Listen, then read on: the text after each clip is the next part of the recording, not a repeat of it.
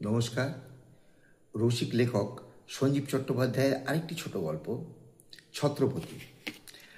আজকাল আবার ছাতা বেরিয়েছে, পিলে চমকানো পায়রা ওড়ানো ছাতা।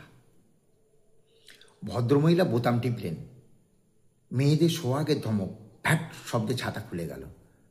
ভদ্রলোক বড় কাছাকাছি ছিলেন। চশমাটি শিকের ঝাপটায় পাখা মেলে নাকের ডগা থেকে উড়ে সচল ব্রাহ্মণ রোডে রাস্তায় গিয়ে পড়ল।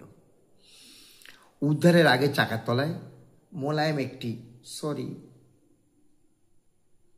মহিলা অটোমেটিক ছাতা মাথায় কলকাতার প্যাচপেচে বর্ষার রমণীয় করে ব্যাংকক টোকিওর দিকে ছুটলেন। বোতাম টেপা ছাতার কল্যাণেই তলপেটে একজন 14টি সেলাই চলছে। শ্রাবণী কুকুর একটু ক্ষিপ্ত মেজাজে থাকে। কুকুর তার মানুষ নয়। ছাতার ধমক সহ্য হলো না, তেড়ে এসে পায়ে কামড়। নাও এখন পাস্তুরে হাজিরা দাও, বিজ্ঞানের কেরামতি। ফোল্ডিং ছাতার আবার একটি শ্রেণী আছে। ধাপে ধাপে খুলতে হয়। প্রথমে লক খোলো, না লক নয়, প্রথমে খাপ খোলো, তারপর ফিতে খোলো, তারপর লক খোলো। আধখানা আছে উল্টো ভাঁজে, কায়দা করে ভাঁজ খোলো, টেনে লম্বা করো, তারপর এক ঝটকায় খুলে ফেলো। ঝটপট বৃষ্টি, ছাতা খুলতে খুলতেই ভিজে একসা। ওয়েদার ফোরকাস্ট দেখে আগেই খুলে না রাখলে না খোলাই ভালো, কারণ আবার ধাপে ধাপে মুড়ে ঢোকাতে হবে। বাজনার চেয়ে খাজনা বেশি।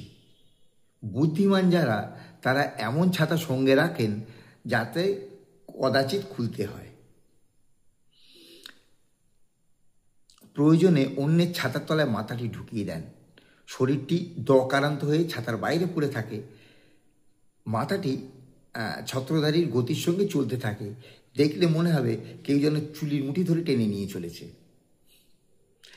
সাবেককালের বড় ছাতার আশ্রয়ে স্বার্থপরের মতো একা চলার উপায় নেই। যে কোনো শেডের তলা থেকে ও দাদা বলে ম্যানেজ করে কোনো ম্যানেজ মাস্টার ছাতার তলায় এসে আশ্রয় নেবেই নেবে। কোয়ালিশনের যুগ। তিনি লম্বা হলে আমার হাতে দিন বলে ছাতার দখল নিয়ে নেবেন। এবার চলতে চলতে বলবেন, দাদা ভিজছেন না তো? না।